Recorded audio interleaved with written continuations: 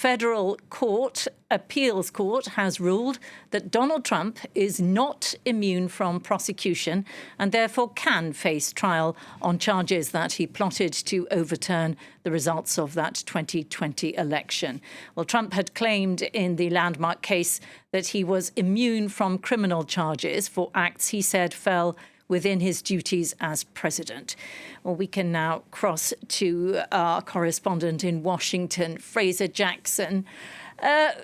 Fraser, there are at least 6 cases ongoing, some criminal, some civil. What is this ruling about? Is this a big setback for Trump then? Well, this was a forcefully written 57-page ruling by the 3-judge court here in Washington, D.C., which ruled that Trump has no presidential immunity in the January 6th case, which is the federal case brought by Jack Smith after the insurrection on the Capitol on January 6, 2021.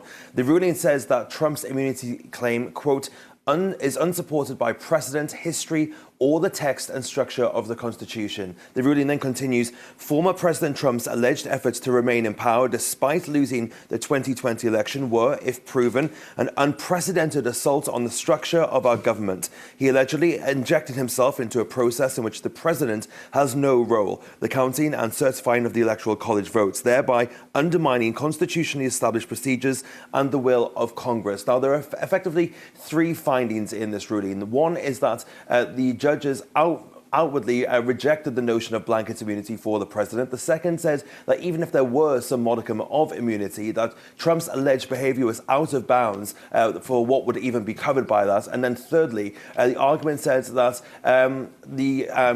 was put forward by the Trump team that said that a president could only be found guilty of not having immunity would be if they'd been impeached by the Senate. That was outwardly rejected. It was on that third point that we saw some of the most memorable moments of the appeals process, which was when the court asked Trump's lawyer whether if a president had used SEAL Team 6 to assassinate his political rival, whether that would be covered by immunity, to which Donald Trump's team replied only if he'd been impeached by the Senate.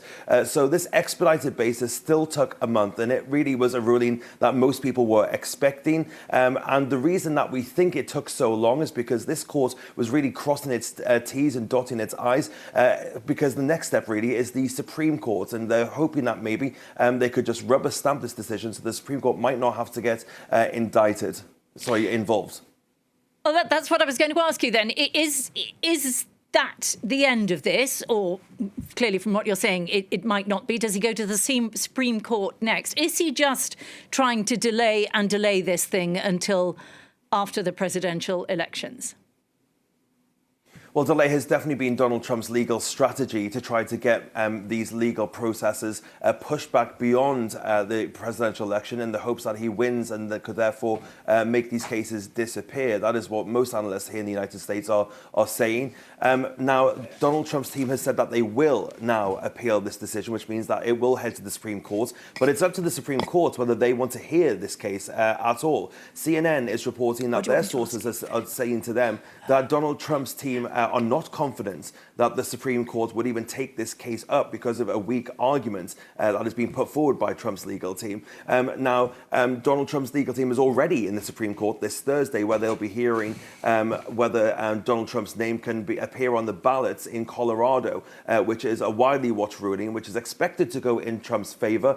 So whether the Supreme Court could even hear this one remains to be seen. They could decide not to hear it and therefore not have to get involved in political processes here in the United States. Now, this ruling gave the Supreme Court 6 days to decide whether they're going to get involved. Otherwise, it will go back down to the trial court. And that trial has only just been postponed. The Judge Tanya Shukin had originally scheduled this trial for March 4th, but that has been vacated just days ago. So now, with this ruling, we'll see whether that trial gets back on track or whether it's going to be pushed to some more time more around May or June, which will, of course, be just after Donald Trump's processes in New York start.